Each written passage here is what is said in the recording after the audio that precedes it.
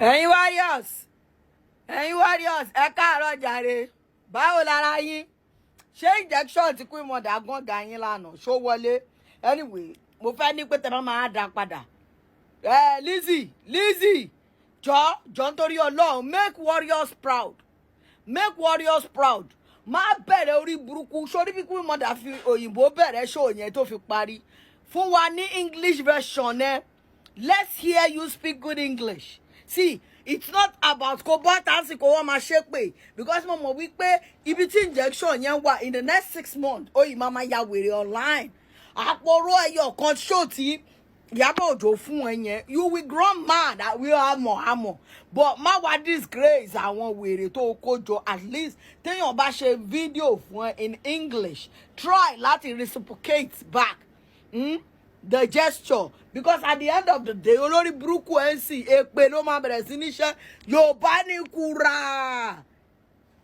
Do a show in English. We won't be angry with you if you can express yourself in English. We don't want broken. No, don't mix it. That is when I will know you are communicating. But about butter, anyway.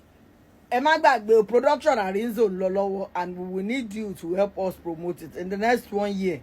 Don't do your long Tabama fi gbé film yẹn síta. No, you know what you do best. Bawa promote, Oshe baby. Bawa promote because injection yẹn wọlé la. Show me to post brain in me. Tó bá jẹ́ mi ni LIZZY mi nígbà o. Kí Ìyábọ̀ Òjó máa sọ pé ọkọ tó fẹ́ ò lanet, but ká má purọ́, ká sọ tòótọ́, ká má fi bias sí. Ọkọ tó fẹ́ ò wà lanet. Because kí ló expect from bọ̀dá tó ń ṣa irin ní owó ní onírin.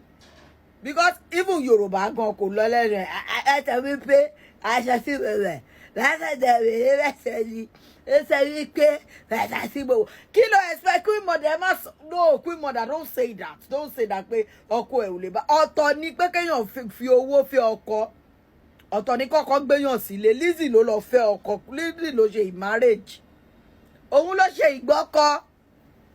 So, kill expect lọ́rùn kill expect from that guy. Jọkùnrin tó jẹ́ pé wọ́n daṣọ sí lọ́rùn. Lizzy ló ń daṣọ sí lọ́rùn. Lizzy ló gbé níyàwó. Lizzy lọ́kọ. Kill expect lọ́wọ́ máa yẹn kàn blame máa yẹn ni. Ẹ má jẹ́ kí Lizzy lè o. Ta ló máa bá gbọ́ bùkátà tí máa bá gbọ́ bùkátà àwọn ọmọ. Sometimes we don't see it from this angle. From my own perspective, bọ̀bọ́ yẹn ò ní say.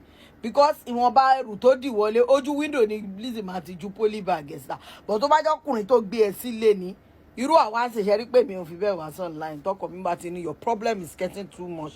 Màá da ẹrù ẹ síta. Kíá ẹ ti rí mi mo ti facate lórí internet because àwa lọ́kọ tó ń bá wa wí. Àwa dẹ̀ máa ń gbọ́rọ̀ sọ̀kọ lẹ́nu torí mi ò tí ì fẹ́ change oko tí mò ń do ẹ̀ rí pé ó bá mi lára mu. Ẹ rí pé mo wá ń fọ àìsí. Ẹ fẹ́ gboko lọ́wọ́ mi ikú nìkan ló lè gboko yìí lọ́wọ́ mi. Back to the matter. So ṣé wá rí ọ̀rọ̀ tí à ń sọ lọ Lizzy jọ nítorí Ọlọ́run disgrace ara ẹ má bínú má disgrace ara ẹ o.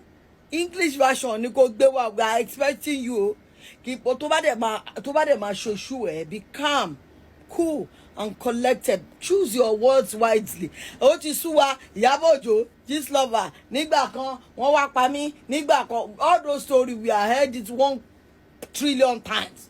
Those old stories week yìí ọkọ mi ò máa fi wájà ni anybody kò sí nǹkan tí mi ní dá sí ẹ lè má tún rí mi in the next 2 months tọkọ mi bá ti dé mo tún sá lọ. But week tá máa mú ìmọ̀ ending of January ẹ fẹ́ kú lọ́wọ́ mi. So Lizzy jọ nítorí Ọlọ́run gbogbo yín ẹ máa forí ko nta fẹ́ bẹ̀rẹ̀. Lizzy jọ nítorí Ọlọ́run mi ò gbàgbé eku ò lè gbàgbé ẹ wá fún mi ní good analysis. Don't be a disgrace to your generation please. Ìwọ̀n bó òyìnbó tátàtà tèmi náà gbọ́ orí pé mò ń fi sínú ọ̀rọ̀. It's not that pé mi náà gbọ́ òyìnbó kan títí lọ bẹ́ẹ̀ yẹn but at least we can speak English. But ìwọ zero ni please do better this time around. O ṣe àkọ́kẹ́ pẹ̀lẹ́ ọmọ bẹ́ẹ̀ ni yẹn bá kó àtàlà lọ má disgrace generation ẹ o. English version bí Ìyábọ̀ ṣe sọ yẹn bó ṣe analyze issue ẹ tó fi ní over 10 points lórí TikTok tó ní over 3,000 tó wò lórí Facebook. Don't disgrace your generation. Lè ní ju 400 lọ lé ní or 200 tó bá máa wẹ̀ highest 200 lórí Facebook, 100 lórí TikTok, 100 lórí Instagram, because ó máa tọ́ gbogbo ẹ̀ lẹ̀. You will not beat that record in the next 20 years coming. Oh, they beat that record because you don't have what it takes to deliver. You don't have it. You don't have what it takes to carry people along. You are just a nuisance, constituting nuisance on our cyberspace. You know, we newsers know ourselves. We newsers tó jẹ́ wípé wèrè ni wá online. We know, but we mọ̀ pé ó bá wà lórí ni wèrè ẹ̀ ò tẹ́ kankan mọ́ wá sọ fún ẹ. Àwa la train ni, àwa kíni burúkú yìí la train ni, àwa dẹ̀ la máa ṣe kíni, àwa la máa mú ẹ wálẹ̀. You know, a kàn ń wù ẹ ni because you are nothing to be written off. She write off. So let's do it like that, my darling. Lizzy, give us a good show. Give us a show by responding in English, not Yoruba language. Be a good girl. You know how much I heart you, Mega. Do better. Though yabo ni wèrè ni ẹ́. Ibi ò fẹ́ gbà pé wèrè ni ẹ́.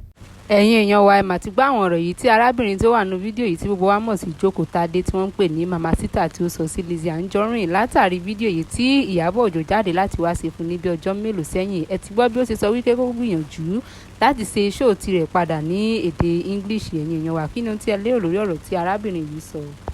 Ó rí pé ká ignore ẹ̀ wípé wèrè ni ẹ pé o need help. No, èmi ò fẹ́ gbà. So we will do like that. Queen Mother, Ìyábọ̀ Òjó, ignore her.